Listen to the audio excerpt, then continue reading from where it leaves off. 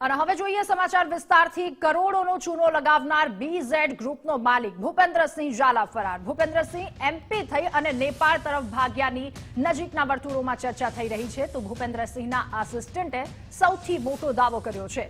કહ્યું વિદેશમાં ફરાર થયો છે, નેપાળ અથવા તો માલદીવમાં સંતાઈ રહેલાના ભૂપેન્દ્રનો પ્લાન છે। સૂત્રો દ્વારા મળતી માહિતી અનુસાર શિક્ષકોની જીવનભરની મૂડી ચાઉ કરી ગયો છે આ ભૂપેન્દ્રસિંહ ઝાલા। ત્યારે પોન્ઝી સ્કીમમાં અસંખ્ય લોકોના ભૂપેન્દ્રસિંહે રૂપિયા ડૂબાડ્યા છે। એક કા ડબલ આ લાલચ આપી અસંખ્ય લોકોને ચૂનો લગાવ્યો છે। અલગ અલગ તમામ દ્રશ્યો કે જ્યાં બીઝેડની ઓફિસ આવી હતી, સાબરકાંઠા, પ્રાંતિજ, અરવલ્લી, મહેસાણા અને તમામ લોકોના રૂપિયા ચાઉ કર્યા બાદ સવાલ એ થઈ રહ્યો છે કે આખરે ભાગેડુ ભૂપેન્દ્રસિંહ ઝાલા ક્યાં છે। અને બીઝેડ ગ્રુપ પર તવાઈ ત્યારબાદ એજન્ટો પણ હવે ભૂગર્ભમાં ઉતર્યા છે। પ્રાંતિજ, તલોદ, મોડાસા અને હિંમતનગરના એજન્ટ ગાયબ છે।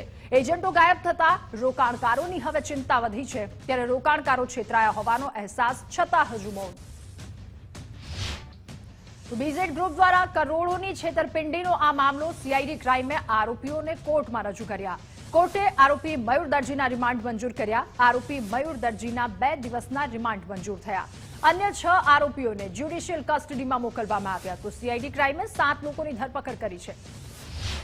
અને બીઝેડ ગ્રુપની પોન્ઝી સ્કીમને લઈને સૌથી મોટો ઘટસ્ફોટ। પોન્ઝી સ્કીમમાં જોડાવા માટે પેંતરા રચ્યા હતા। સોશિયલ મીડિયા થકી રોકાણકારોને ટાર્ગેટ કરવામાં આવતો હતો। સોશિયલ મીડિયા પર મુકાતી લોભામણી જાહેરાતો, અલગ અલગ ટકાવારી પ્રમાણે વર્તનની લાલચ પણ આપવામાં આવતી હતી। એક વર્ષમાં 36% સુધીના વર્તનની જાહેરાત અપાઈ। ત્યારે 1 લાખ રૂપિયા પર મહિને 3000 રૂપિયા આપવામાં આવતા હતા। તો બીઝેડ ગ્રુપના કૌભાંડના કેસમાં એક બાદ એક ખુલાસાઓ થઈ રહ્યા છે। વધુ એક મોટો ખુલાસો, બીઝેડ ટ્રેડર્સ નામના આઉટલેટમાં ઇલેક્ટ્રોનિક વસ્તુનું વેચાણ કરવામાં આવતું હતું। વિદેશથી લાવી એસેમ્બલ કરી અને સ્થાનિક બજારમાં વેચાણ કરવામાં આવતું।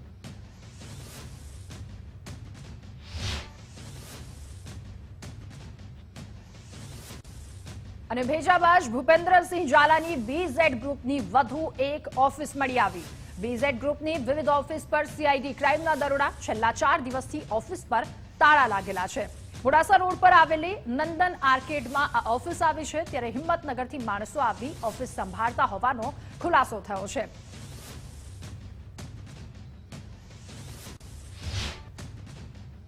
અને બીઝેડ ગ્રુપના 6000 કરોડના કૌભાંડના કેસમાં વધુ એક મોટો ખુલાસો થયો। ભૂપેન્દ્રસિંહ ઝાલાનું માર્કેટિંગ ખુદ ધારાસભ્ય કરતા બાયડના ધારાસભ્ય ધવલસિંહ ઝાલા કે જેમનો એક વિડીયો પણ સામે આવ્યો છે। તેઓ કહી રહ્યા છે કે 1 ના 2 અને 2 ના 4 કેવી રીતે કરવા એ ભૂપેન્દ્રસિંહને આવડે છે। જેને રૂપિયા ડબલ કરતા આવડે એ બધું જ કરી શકે। એ પણ કહ્યું કે કોઈએ ચિંતા કરવાની જરૂર નથી। બીઝેડ એજ્યુકેશન કેમ્પસના લોકાર્પણ વખતનો આ વિડીયો છે।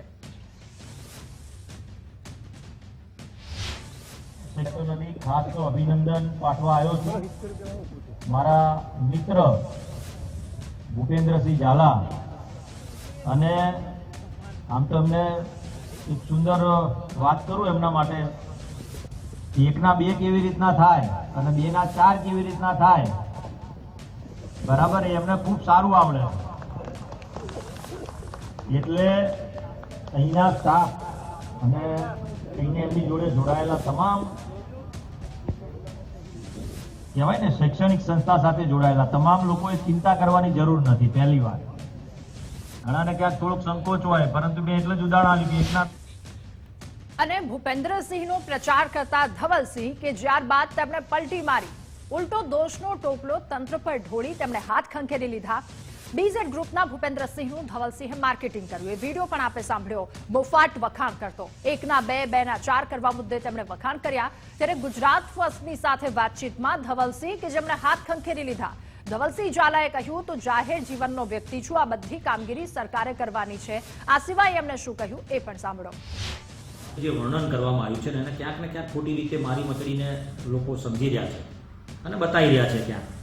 તો એવા સંજોગોની અંદર સ્પષ્ટીકરણ સાથે કહેવા માંગુ છું કે એમાં મેં એ સંસ્થાના ગ્રોથની વાત કરી છે કે જે સંસ્થાની અંદર 1 થી વધારે 2, 2 થી વધીને 3 કે 4, એટલે 5000 થી લઈ અને એનું સ્પષ્ટીકરણ પણ એ વિડીયોમાં કીધું છે કે 5000 થી લઈને 25000 કે 50000 સુધીની સંખ્યા વધે એવા ગ્રોથ અને વિશ્વાસ અપાવવાનું કામ કર્યું છે। અને એજ્યુકેશન નો વ્યક્તિ છું, એટલે સ્વાભાવિક છે કે આ શૈક્ષણિક સંસ્થા સાથે જોડાયેલો છું. એટલે વિશ્વાસ અપાઈ અને ગ્રોથ થાય સંસ્થામાં તેના માટેની ચર્ચા કરી છે, નહીં કે બીજી કોઈ. ત્યારે BZ ગ્રુપ દ્વારા કરોડોની છેતરપિંડીનો આ મામલો. સંચાલક ભૂપેન્દ્રસિંહ ઝાલા કે જે ભાજપના સભ્ય છે, સાબરકાંઠા જિલ્લા પ્રમુખનો લૂલો બચાવ. પક્ષનો પ્રાથમિક સભ્ય હોઈ શકે, કનુભાઈ પટેલે કહ્યું. સદસ્યતા અભિયાન સમયે સભ્ય બન્યો હશે. છેલ્લા ઘણા સમયથી ભારતીય જનતા પાર્ટીના પ્રાથમિક સદસ્યતા બનવાની અત્યારે હાલ પ્રોસિજર ચાલુ છે અને એ અનુસંધાને ભૂપેન્દ્રસિંહ ઝાલા એ જો પ્રાથમિક સદસ્ય તો હોય તો એ અમારી જાણમાં નથી.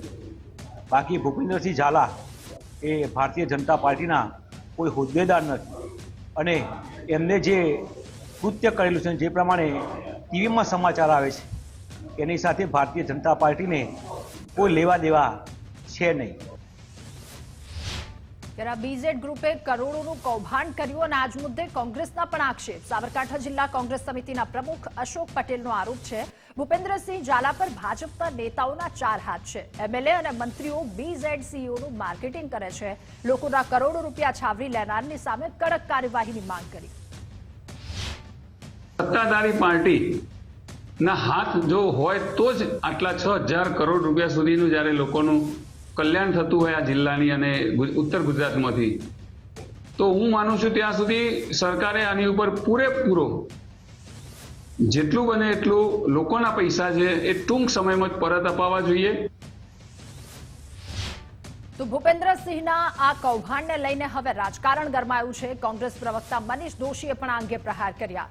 ભાજપનો ખેસ પહેરો એટલે લૂંટનું લાયસન્સ મળી ગયું, કોંગ્રેસે કહ્યું. એ પણ કહ્યું કે નાના પરિવારના રૂપિયા ફસાઈ ગયા છે અને કોંગ્રેસના આરોપ પર ભાજપનો વળતો પ્રહાર પણ. હું આપના માધ્યમથી પૂછવા માંગુ છું કે ભારતીય જનતા પાર્ટીના ખેસ પહેર્યા પછી લૂંટના કારોબારના કારણે ગામથી લઈને ગાંધીનગર ને શહેરથી લઈને સચિવાલય સુધી આ લૂંટના કારોબાર, એટલે કે તમે ગળામાં ખેસ ભાજપાનો નાખો અને લૂંટનું લાયસન્સ લો. આવા અનેક ભીખુસિંહ ઝાલાઓ ગુજરાતમાં કારોબાર કરે, પકડાય એટલે સાહેબ હાથ ઊંચા કરી દે, પણ હકીકતમાં ગુજરાતનો સામાન્ય નાગરિક લૂંટાઈ રહ્યો છે. કોઈપણની ફરિયાદ ન હોવા છતાં પણ સરકારે પોતે પગલું લઈ અને સરકારે આ વ્યક્તિની તપાસ ચાલુ કરી અને CID ક્રાઇમે એની તપાસ ચાલુ કરી.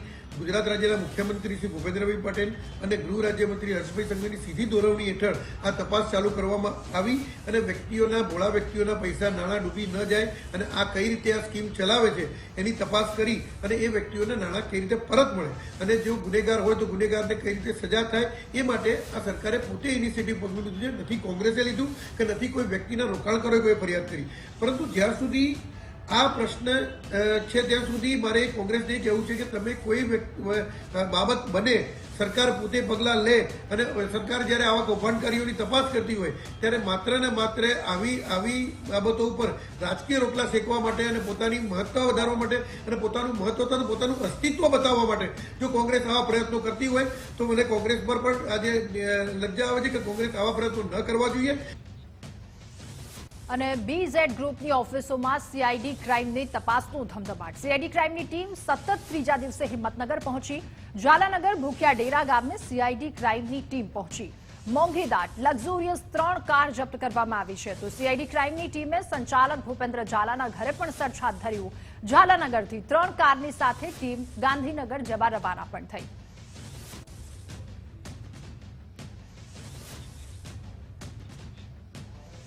અને ગુજરાત ફર્સ્ટના અહેવાલની વધુ એક દમદાર અસર વર્તાઈ છે. ઇલેક્ટ્રોથર્મના ગોચરમાં દબાણ મામલે તંત્ર દોડતું થયું. પલોડિયા ગામે ગોચરની જમીન પર દબાણ દૂર કરવામાં આવ્યું. સ્થાનિક અધિકારીઓએ ગોચરની જમીન અંગે સર્વે કર્યો, ત્યારે ગોચર જમીન પર ઇલેક્ટ્રોથર્મ કંપનીના કબજાની તપાસ કરવામાં આવી રહી છે.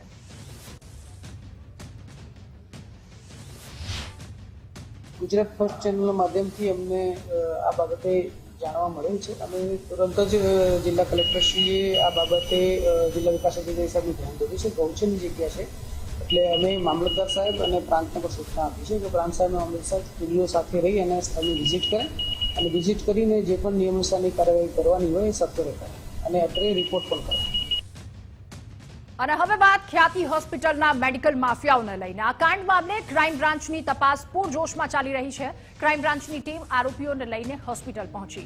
સીઈઓ રાહુલ જૈન, ચિરાગ રાજપૂતને સાથે રાખી અને તપાસ હાથ ધરી. ત્યારે માર્કેટિંગ રૂમ અને સીઈઓના રૂમમાંથી મેળવી માહિતી. માર્કેટિંગ રૂમ અને સીઈઓના રૂમમાંથી પુરાવા જપ્ત કર્યા. ઓપરેશન રૂમ, મીટિંગ રૂમ અંગે પણ તપાસ કરવામાં આવી. ખેડામાં ફાર્મ હાઉસમાંથી આરોપીઓની ધરપકડ કરવામાં આવી. તો ખ્યાતિ હોસ્પિટલના આ કાંડને લઈને સૌથી મોટા સમાચાર. રૂપિયા માટે નિર્દોષના હૃદય ચીરાતા ડોક્ટર પ્રશાંત પર મોટું એક્શન લેવામાં આવ્યું છે. ડોક્ટર પ્રશાંત વજીરાણીનું લાયસન્સ 3 વર્ષ માટે સસ્પેન્ડ કરી દેવામાં આવ્યું. એમબીબીએસ, એમએસ અને ડીએનબીનું લાયસન્સ 3 વર્ષ માટે સસ્પેન્ડ કરાયું છે. ત્યારે ખ્યાતિ કાંડ બાદ ગુજરાત મેડિકલ કાઉન્સિલનો આ સૌથી મોટું પગલું કહી શકાય. આવા લેભાગુ તબીબનું લાયસન્સ કાયમી શા માટે રદ નથી થતું, એ પણ આ તમામની વચ્ચે એક સવાલ ઉઠી રહ્યો છે.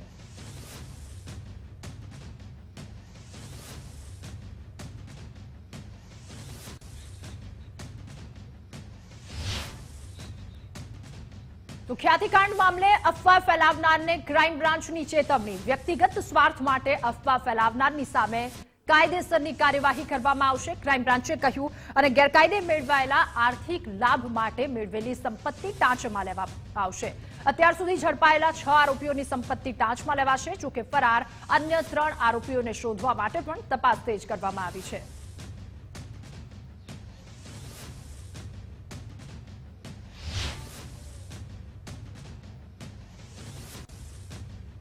અને હવે વાત પાટણનો બોગસ તબીબ કે જેને કોર્ટમાં રજૂ કરવામાં આવ્યો. એસઓજી પોલીસે સુરેશ ઠાકોરને કોર્ટમાં રજૂ કર્યો.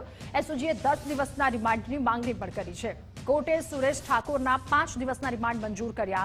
બાળ તસ્કરીમાં અટકાયતના 24 કલાક બાદ તેને કોર્ટમાં રજૂ કરાયો. બાળક ક્યાંથી આવ્યું અને બાળક હાલ ક્યાં છે, એ દિશામાં પણ તપાસ કરવામાં આવશે. આરોપીએ કેકથી બાળક લાવી અને બાળકનો હાલના ફરિયાદીએ પાસેથી 1,20,000માં વેચાણ ફરિયાદીએ રાખેલ છે.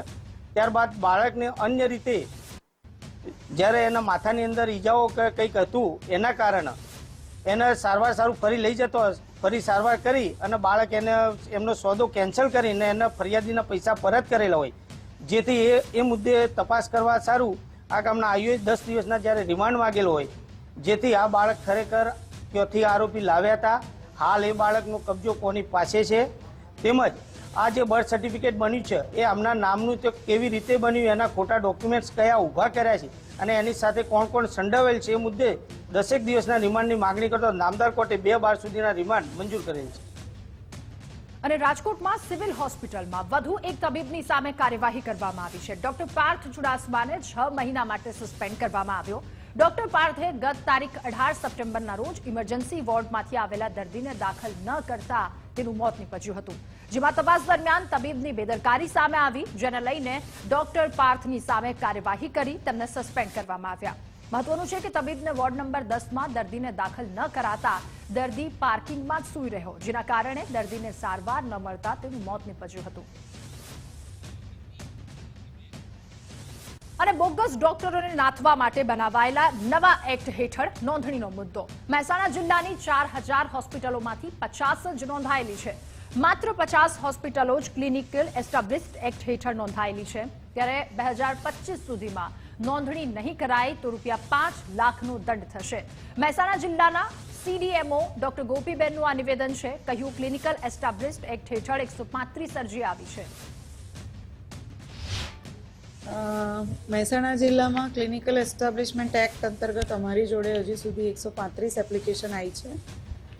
એમાંથી 42 જેટલી અમે અપ્રૂવ કરી છે અને 20માં અમે ક્વેરી આપી છે અને બાકીની 60 એપ્લિકેશનનું અત્યારે હાલમાં કામ ચાલુ છે. 1-2 દિવસમાં એ લોકોને જવાબ મળી જશે. ક્લિનિકલ એસ્ટાબ્લિશમેન્ટ એક્ટ અંતર્ગત બધી જ ચિકિત્સા સંસ્થાઓ આવે. એમાં આયુર્વેદિક, એલોપેથી, નેચરોપેથી, સિદ્ધ, યુનાની, ફિઝિયોથેરાપી, યોગ, બધી જ ચિકિત્સા સંસ્થાઓએ રજીસ્ટ્રેશન કરાવવું કમ્પલસરી છે. હસમુખ લુણાગડિયાએ જયંતિ સરધારાને લઈને એક વાત કરી છે. ખોડલધામના પ્રવક્તા છે હસમુખભાઈ. સીસીટીવીમાં સ્પષ્ટપણે દેખાય છે કે શું થયું. સમગ્ર મામલે પોલીસ તપાસ કરશે. હસમુખભાઈએ કહ્યું, પોતાના અંગત મામલામાં સંસ્થાના નામ લેવા યોગ્ય નથી.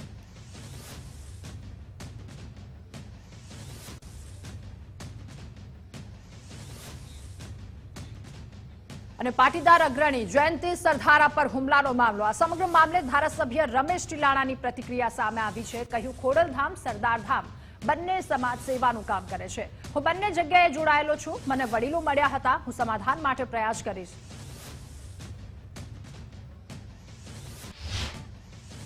અને આ વિવાદને જલ્દી સમી જાય એવા મારા પ્રયત્ન છે. અને સંજય પાદરિયા તથા જયંતિ સરધારાને લઈને એક મહત્વના સમાચાર. 15 ડિસેમ્બરે સરદારધામમાં ભૂમિપૂજન કાર્યક્રમ રદના સમાચાર વહેતા થયા છે. જયંતિ સરધારાના આગોતરા આમંત્રણના પોસ્ટર્સ લાગ્યા હતા. સરદારધામ સૌરાષ્ટ્રની ઓફિસમાં કાર્યક્રમ રદની કોઈને જાણ નથી. તો રાજકોટમાં પાટીદાર આગેવાન પર હુમલાના મામલામાં હવે તપાસ તેજ કરી દેવામાં આવી છે. પીઆઈ સંજય પાદરિયાએ પોલીસ મથક અને કમિશનરને અરજી કરી. તપાસ અધિકારી બીજે ચૌધરીને સંબોધી અરજી કરી છે.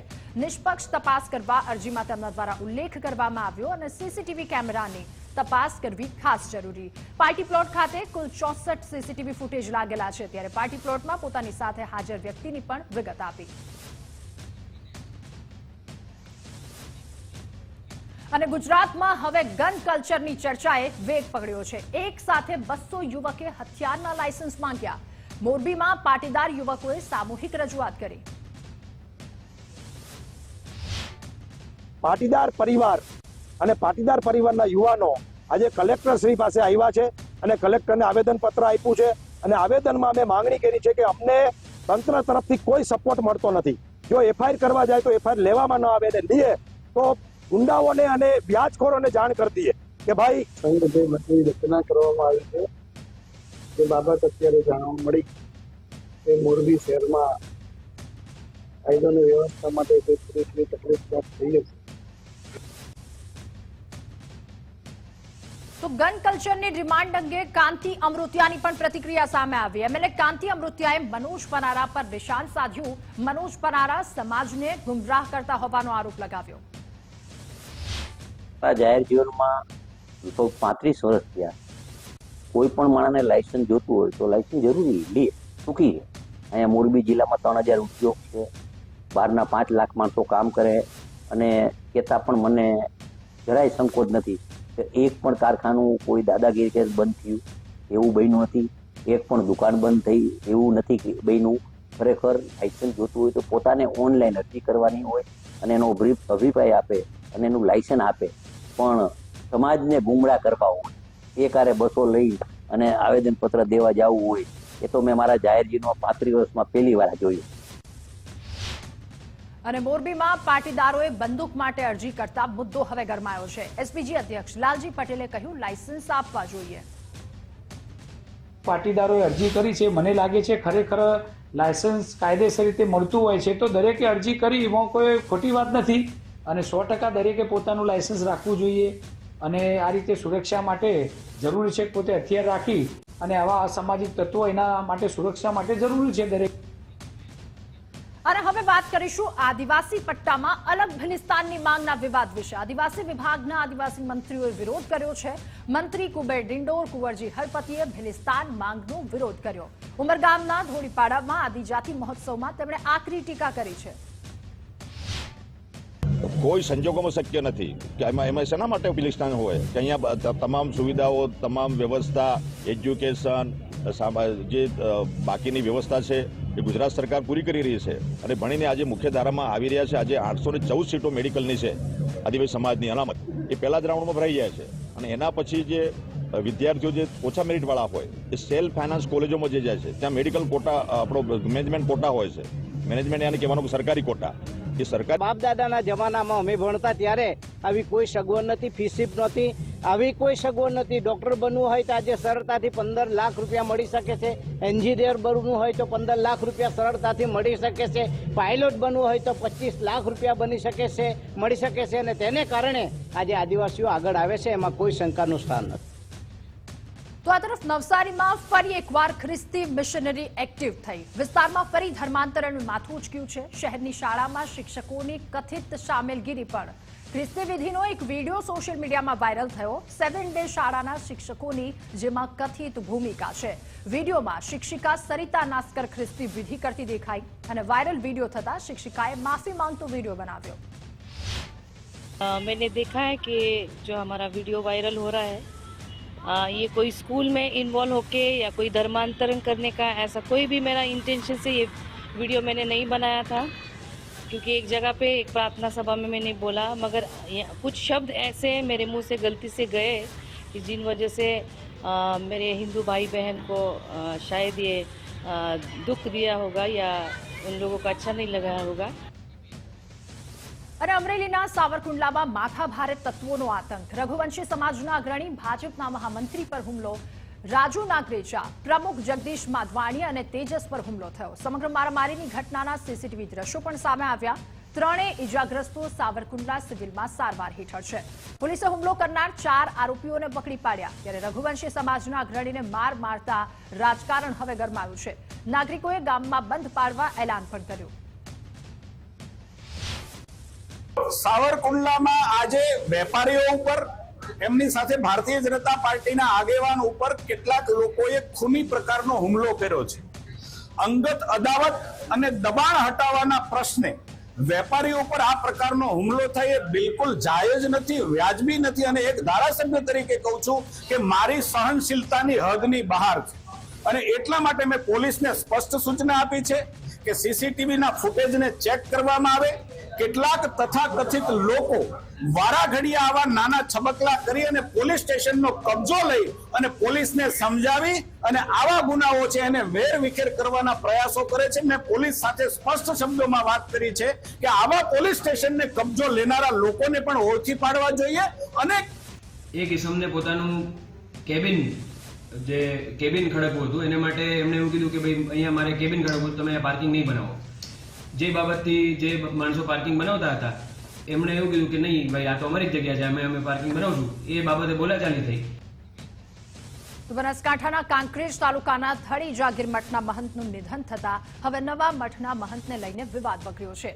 દેવદરબાર જાગીર મઠના મહંત બળદેવનાથ બાપુ અને થરા રાજવી પરિવારે નવા મહંત તરીકે શંકરપુરીની ગાદીપતિ તરીકે નિમણૂક કરી. 1008 મન જગદીશપુરી બાપુદેવ થઈ ગઈ. એના પછી એમની જે આપણી સમાધિની વિધિ થાય એના પહેલાં રાજ પરંપરા મુજબ અને રાજગાદી મુજબ એમને સમાધિ આપતા પહેલાં નવા મંતની જે વરણી કરવાની હોય છે એ પ્રમાણે એ દિવસે ત્યાં સાધુ સંતો પણ હતા. અને જે તે વખતમાં જે થરા સ્ટેટના રાજવીની હાજરીમાં જ અગાઉના પણ ગાદીભિષેકો થયા છે.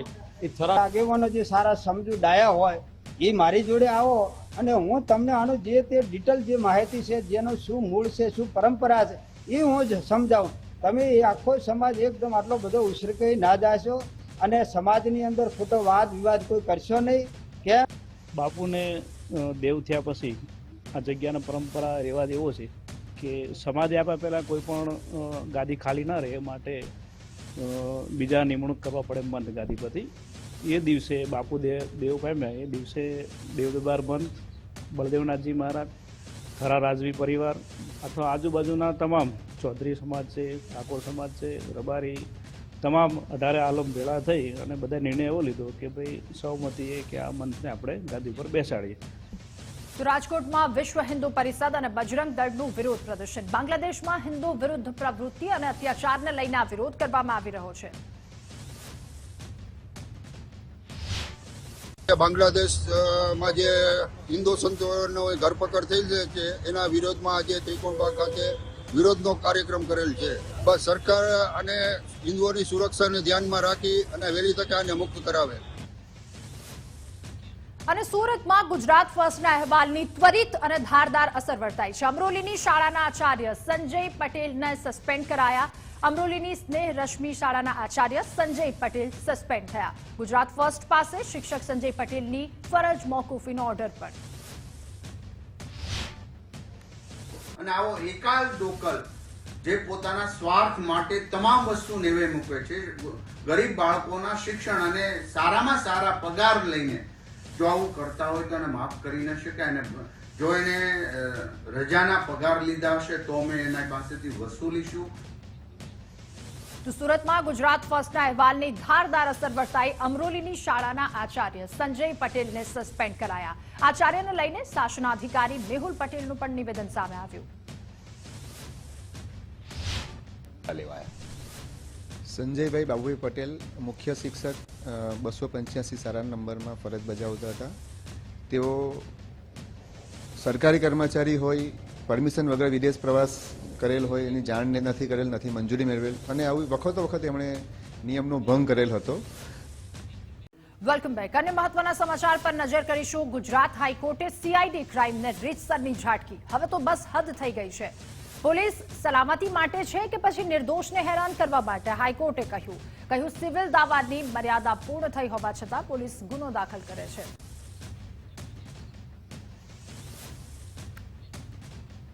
અને ગુજરાત હાઈકોર્ટ આસિસ્ટન્ટ ક્લાર્ક ભરતીનો મામલો. ભરતી મુદ્દે ઉમેદવારો પહોંચ્યા હાઈકોર્ટ. પરીક્ષાની પ્રક્રિયા પૂરી છતાં રિઝલ્ટ જાહેર ન થતા ઉમેદવારોમાં નારાજગી છે. ખરેખર તો મેન્સ જે 2023માં લેવાની હતી એ 2024 મેમાં લેવાઈ. એના 2 મહિના પછી અમને રિઝલ્ટ આપવામાં આવ્યું મેન્સનું, અને મેન્સના રિઝલ્ટ આવ્યા પછી અમારી ટાઈપિંગ લેવામાં આવી. ટાઈપિંગમાં બી ઘણા બધા લોચા હતા. એની અંદર જે બધી અલગ અલગ શિફ્ટ લેવાઈ એની અંદર કોઈને જે પેરેગ્રાફ ટાઈપ કરવાના એમાં ઘણી બધી ભૂલો હતી. અને મુખ્યમંત્રી ભૂપેન્દ્રભાઈ પટેલ કચ્છના પ્રવાસે. આગામી 13 અને 14 ડિસેમ્બરના રણોત્સવનું ઉદ્ઘાટન કરશે. સફેદ રણની ચાંદની માણશે મુખ્યમંત્રી ભૂપેન્દ્રભાઈ પટેલ. દર વર્ષે સફેદ રણની લાખો પ્રવાસીઓ મુલાકાત લે છે. હોમગાર્ડ્સ અને નાગરિક સંરક્ષણ દળનો રાજ્ય કક્ષાનો રમતોત્સવ. ગાંધીનગરના SAI સ્પોર્ટ્સ કોમ્પ્લેક્સમાં કાર્યક્રમનું આયોજન કરાશે. ગૃહરાજમંત્રી હર્ષભાઈ સંઘવીએ કાર્યક્રમને ખુલ્લો મૂક્યો. હું આપનો સૌનો આભાર માનવા માંગુ છું.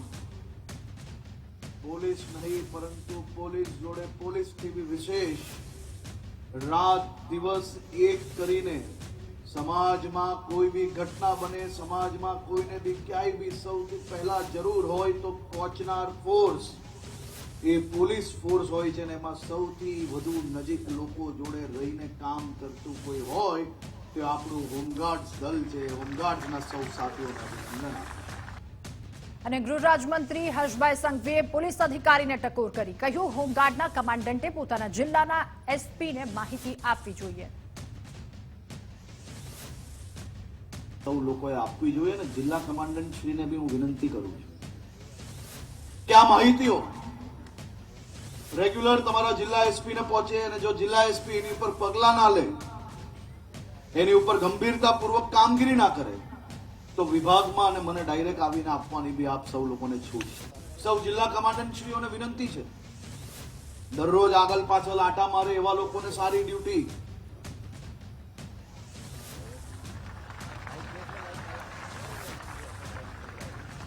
આ બધું જ મારી પાસે આવે છે, તમે ચિંતા નહીં કરતા. MLA જિગ્નેશ મેવાણીએ ક્વાર્ટરની યોજના બાબતે મુખ્યમંત્રી ભૂપેન્દ્ર પટેલને પત્ર લખ્યો. નવા MLA ક્વાર્ટર્સની યોજના રદ કરવા રજૂઆત કરી. 100 દિવસ પણ પોતાના MLA ક્વાર્ટરમાં રોકાતા નથી. કરોડોના ખર્ચે ફર્નિચર કરવાની અહીંયા શું જરૂર છે? એ પણ કહ્યું કે પોલીસ ક્વાર્ટર અને અન્ય સરકારી કર્મીના ક્વાર્ટર જર્જરિત છે. અને પોલીસ ભરતી બોર્ડને લઈને મહત્વના સમાચાર સામે આવ્યા છે. પોલીસ ભરતી બોર્ડના નવા ચેરમેન તરીકે નિર્જા ગોટરોની નિયુક્તિ કરવામાં આવી. હસમુખ પટેલની GPSCમાં નિમણૂક થતા આ જગ્યા ખાલી પડી હતી, જેથી હવે તેમને નિમણૂક કરાઈ.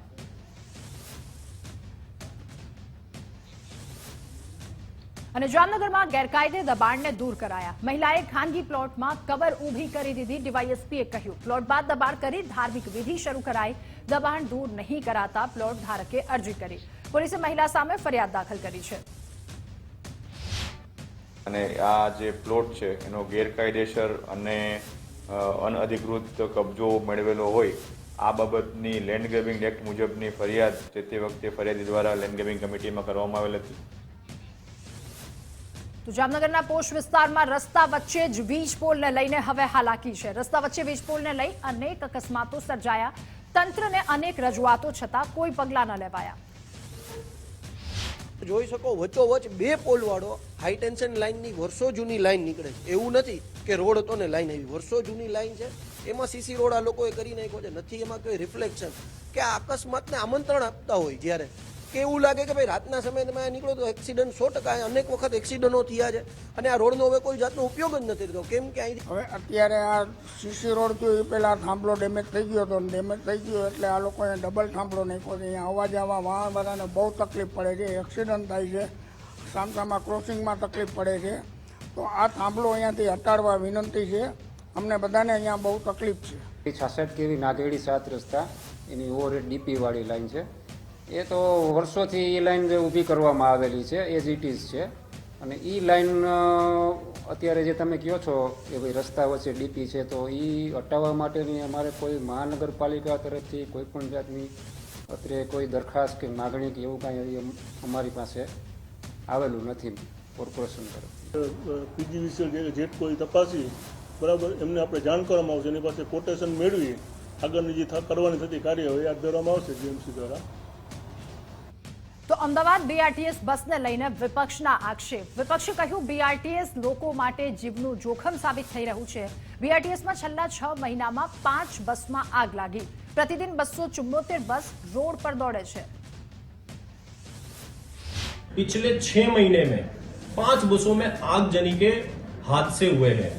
335 टोटल बीआरटीएस की बसेस अहमदाबाद म्युनिसिपल कॉर्पोरेशन के पास है, जिसमें 274 बसेस ऑन रोड चलाई जाती है, जिसमें पिछले 6 महीने में 5 बसेस में बीआरटीएस की आगजनी के हादसे हुए हैं. તો આ તરફ કચ્છના મુન્દ્રામાં યુથ કોંગ્રેસનો હલ્લાબોલ. યુથ કોંગ્રેસે અદાણી વિરુદ્ધ પ્રદર્શન કર્યું. યુવાનોને નોકરી આપો તો નશો નહીં કાર્યક્રમનું આયોજન.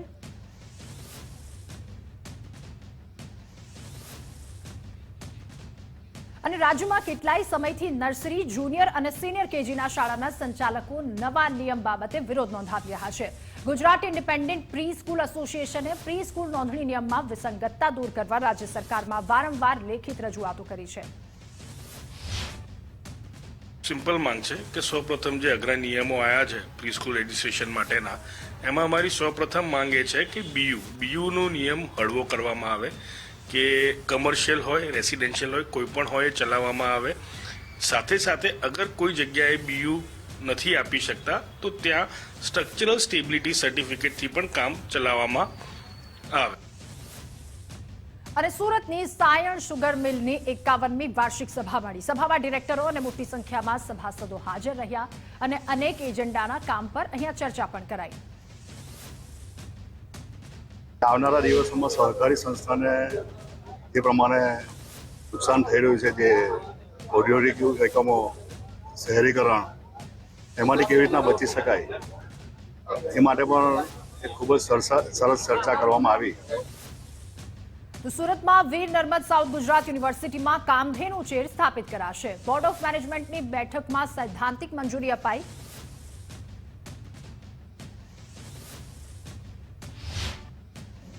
ગીર ગાય એટલે કે ગૌ માતાને એ પૂજા સમયે હાજર પણ રાખવામાં આવશે અને થોડો સમય માટે 2 ગીર ગાય જે છે એ તે સ્થળ પર રાખવામાં આવશે. તો સુરતમાં હાઈ વોલ્ટેજ ફ્લેશવાળા વાહન ચાલકો વિરુદ્ધ હવે કાર્યવાહી કરવામાં આવી રહી છે. પોલીસે ફ્લેશલાઇટ નાખી ફરતા ચાલકો વિરુદ્ધ દંડની કામગીરી કરી. ગુજરાતમાં ફ્લેશલાઇટને લઈને સૌપ્રથમ કામગીરી સુરત પોલીસે કરી છે. અત્યાર સુધીમાં 1000થી વધુ ગાડી ચાલકોને સમજ આપી. प्रोजेक्टर हेडलाइट लगाते हैं जो वाइट कलर की बहुत ज़्यादा चमकती है, उनके खिलाफ हमने शहर में वाहन चेकिंग के दौरान अभियान चलाया और कल 150 जितने वाहनों के खिलाफ कार्रवाई की गई. और साथ में हमने स्कोडा की जो टेक्निकल टीम है उन्होंने सपोर्ट किया हमें उस समय कि वो आइडेंटिफाई करने के लिए कि लाइट है वो बाद में मॉडिफाई करवाई हुई है या ओरिजिनल लाइट है, तो उन्होंने साथ में रख के पुलिस का सहयोग किया. તો વીએમસીની સામાન્ય સભામાં દૂષિત પાણીને લઈને હોબાળો થયો. કોંગ્રેસના કોર્પોરેટર દૂષિત પાણીની બોટલ લઈને ત્યાં પહોંચ્યા. કપુરાઈ ટાંકીમાં ગંદુ પાણી આવતું હોવાનું રજૂઆત પણ તેમના દ્વારા કરવામાં આવી. અમુક કાઉન્સિલરો જે છે એમની એક હવે લિમિટ પૂરી થઈ ગઈ છે એમના કામને લઈને.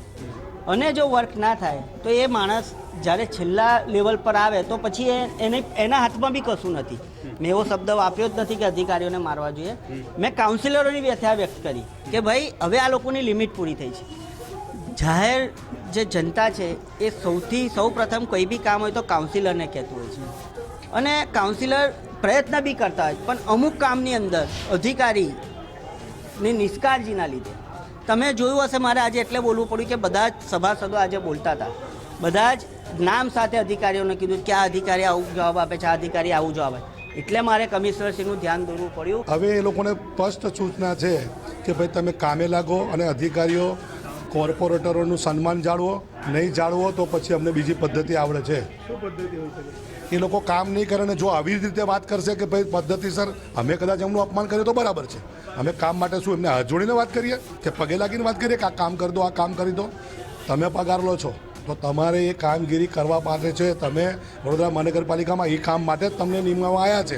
એ કામગીરી નહીં કરો ને તમે જો અમારું અપમાન કરશો તો અમને પણ આવડે છે તમારી જોડે અપમાન કરી વાત કરી, અને બીજી ભાષાને આવડતું હોય તો અમે તો મારીશું પણ ખરા.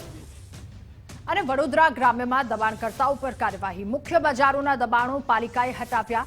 ચુસ્ત પોલીસ બંદોબસ્ત સાથે દબાણ હટાવાયા. અનેક લોકોએ સ્વયંભૂ રીતે પાલિકાને સહકાર પણ આપ્યો. ડભોઈ નગરમાં ગેરકાયદે દબાણોનો રાફડો હતો, જેને દૂર કરવામાં આવ્યા.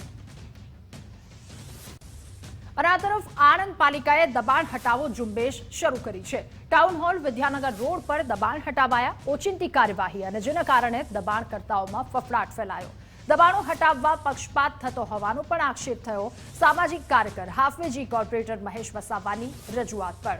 પાલિકાના કર્મચારી પર હુમલાની ઘટના પણ બની, અને દબાણ સમિતિના ચેરમેનના વોર્ડમાં જ આ ઘટના ઘટી છે.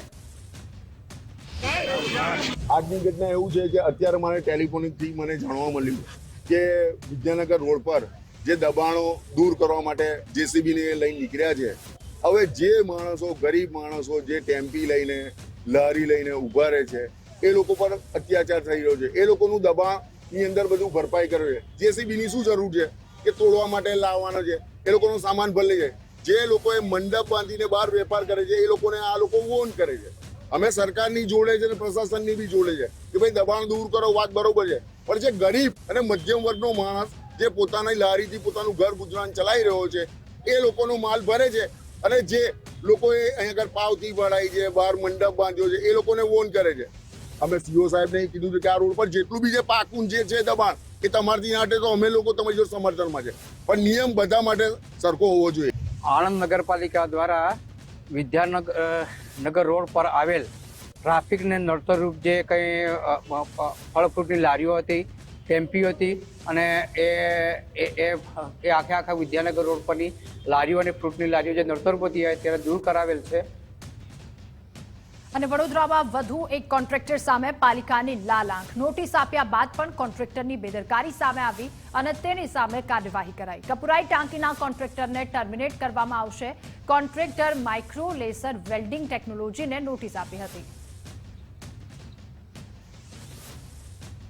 તો રાજ્યમાં ઠંડીને લઈને હવામાન વિભાગની આગાહી. 2 દિવસ બાદ તાપમાન ઘટતા ઠંડી વધી શકે છે.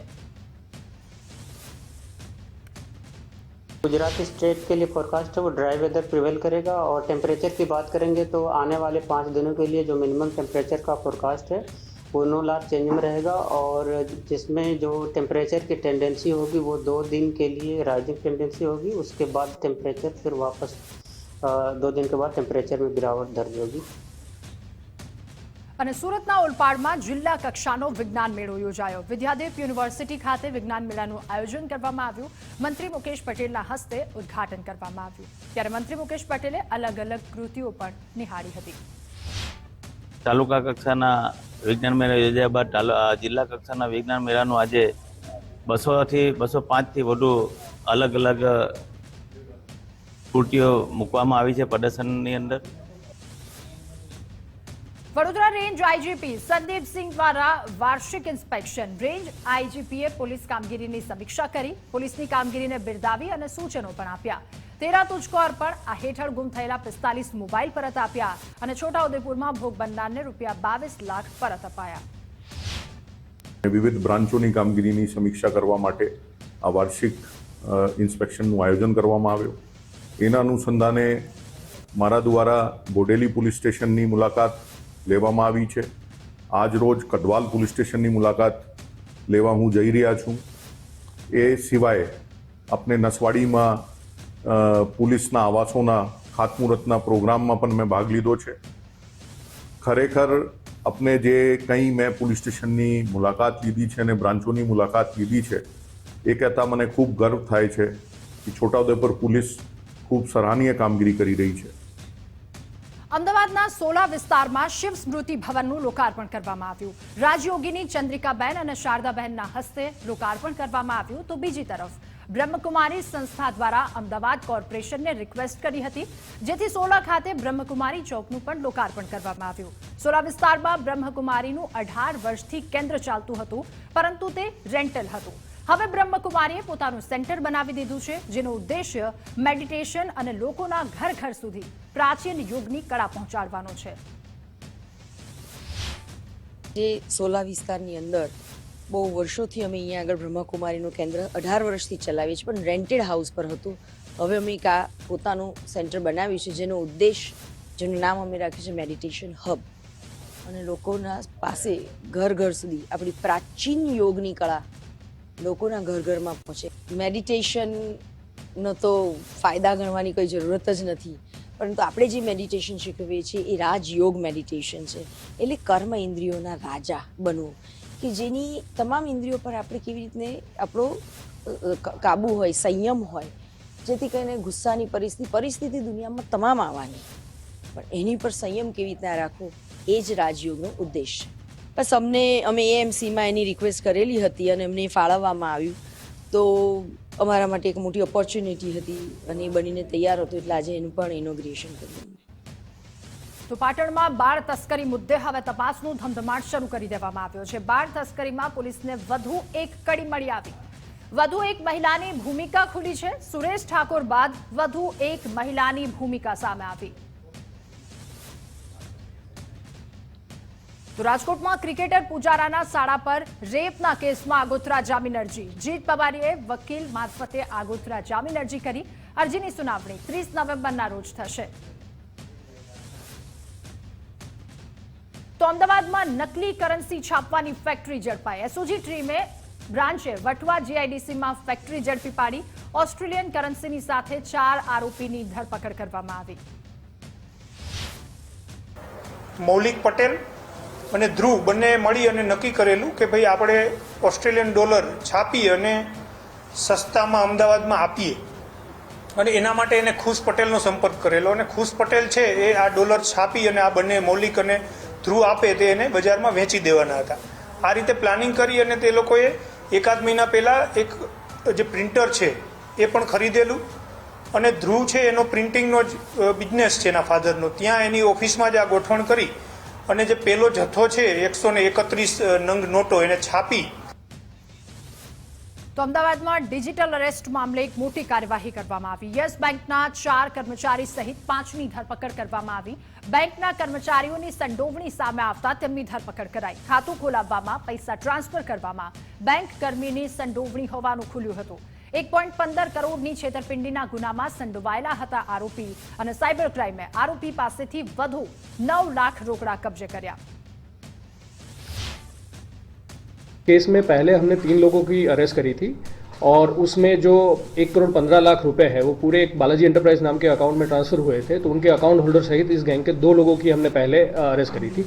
इसी केस के कंटिन्यूएशन में हमारे पीआई रिया डांगर और उनके पीएसआई मुनाफ सैयद, इनकी टीम ने और 5 आरोपी की धरपकड़ अरेस्ट करी है, जिसके नाम है मिस्टर मावजी पटेल, एक है जिगर दीपक सोनी, जीतन चोखावाला, जतिन जोशी और एक है अनिल कुमार. ये 5 लोगों की धरपकड़ की है. અને સુરતમાં ડિજિટલ અરેસ્ટનો એક કેસ સામે આવ્યો છે. ડિજિટલ અરેસ્ટ કરી વૃદ્ધ પાસેથી 1.15 કરોડ રૂપિયા પડાવી લીધા. સીબીઆઈ, ઈડી, મુંબઈ પોલીસ અને સુપ્રીમ કોર્ટના નામનો દુરુપયોગ કરવામાં આવ્યો, ત્યારે સુરત ક્રાઇમ બ્રાન્ચે 5 આરોપીઓની ધરપકડ કરી. ઝડપાયેલા આરોપી વિરુદ્ધ 14 રાજ્યમાં 28 ગુના નોંધાયેલા છે. કાપોદ્રા વિસ્તારમાં એચડીએફસી બેંક પાસે એક જગ્યાએ વોચમાં રહી અને 5 ઇસમોને પકડી પાડવામાં આવ્યા, જેમની પાસે 9.5 લાખ રૂપિયા જેટલા બેંકમાંથી કેશ વિડ્રો કરેલા મળી આવ્યા છે. તો સુરતમાં ફરી એકવાર લવ જેહાદનો મામલો સામે આવ્યો. મુસ્લિમ યુવકે હિન્દુ નામ ધારણ કરી યુવતીને ફસાવી. યુસુફ મંડપવાલા કે જે કમલસિંહ બની ગયો. યુવતી સાથે શારીરિક સંબંધો બાંધી ગર્ભપાત કરાવ્યો. 20 तारीख को हिंदू संगठन के महिला अधिकारियों के संपर्क में आई थी और हिंदू जागरण मंच के पास अपना लेकर के ये विषय गई और उस समय बहुत रो रही थी महिला. जब शादी का प्रस्ताव रखा तब पता चला कि इसका नाम यूसुफ मंडप वाला है. ये शादीशुदा है. इसकी बीवी का नाम हबीबा मंडप वाला है. અને સુરતના બેગમપુરાનો કુખ્યાત વ્યાજખોર સાબિર ગુલામ ઝડપાયો છે. ક્રાઇમ બ્રાન્ચે મહેસાણાથી આરોપીને ઝડપી પાડ્યો. વ્યાજખોરીમાં જમા લીધેલી 2 કાર 4 બાઇક પણ મળી આવી. સાબિરના ત્રાસથી યુવકે આપઘાત કર્યો હતો. આ ઇસમને પકડી વધુ કેટલા લોકોને વ્યાજે પૈસા આપતા હતા. ખૂબ ઊંચા વ્યાજા દરે આ લોકો પાસેથી વ્યાજ વસૂલતા હોવાની પણ એક પ્રાથમિક માહિતી મળી છે. એટલે આના ચક્કરમાં કેટલા આના વ્યાજના ચક્કરમાં લોકો ફસાયેલા છે એની એક તપાસ ચાલે છે. તો રાજકોટ શહેર એસઓજીએ મેફેડ્રોન ડ્રગ્સની સાથે યુવકને ઝડપી પાડ્યો. એસઓજીએ 2.24 લાખના 12.41 ગ્રામ ડ્રગ્સ ઝડપી પાડ્યું. અંકુર ઉર્ફે સાંચણિયાને ડ્રગ્સની સાથે ઝડપી પાડ્યો. અને આ તરફ સુરતમાં ચોરી કરી ફરાર થયેલા આરોપીને પોલીસે ઝડપી પાડ્યો છે. આરોપી છેલ્લા 21 વર્ષથી પોલીસની પકડથી બચવા માટે નાસ્તો કરતો હતો. પોલીસે આરોપી ગણપતનાથ સિદ્ધને રાજસ્થાનમાંથી ઝડપી પાડ્યો. રાજસ્થાનમાં વીના કંપનીના કર્મચારી બની વેશપલટો ધારણ કર્યો હતો. पीसीबी की टीम के एएसआई हसमुख भाई मोहन भाई, हेड कांस्टेबल अशोक भाई लालू भाई दोनों राजस्थान गए और वहाँ पे बीमा एजेंट का उन्होंने वेश बना के और जो खेडूत है वहाँ उनका वेरीफाई उसके घर के आसपास एक खेडूत का कि आपको बीमा सरकार की तरफ से कुछ सुविधाएं मिलने वाली है इस तरह से. तो 2 खेत वालों के साथ उन्होंने बात की. 2 खेत वालों का डिटेल लिया, फॉर्म वगैरह जैसा फिल करवाया. અને ભાવનગરમાં સામૂહિક આપઘાત કેસમાં પોલીસ ફરિયાદ નોંધાઈ છે. મહિલાના પિતાએ દિયર, સસરા અને સાસુની વિરુદ્ધ ફરિયાદ નોંધાવી. ઘોઘા પોલીસે આરોપીને ઝડપી પાડવા હવે કાર્યવાહી હાથ ધરી છે. તો મહેસાણામાં સુજલામ સુફલામ કેનાલમાંથી એક યુવકની લાશ મળી આવી. 20 વર્ષીય મનીષકુમાર વિજયભાઈ ગાંધી નામના યુવકનો મૃતદેહ અહીંયા મળી આવ્યો. નોકરી બાદ યુવક ઘરે પરત ન આવતા પરિવારે શોધખોળ હાથ ધરી હતી.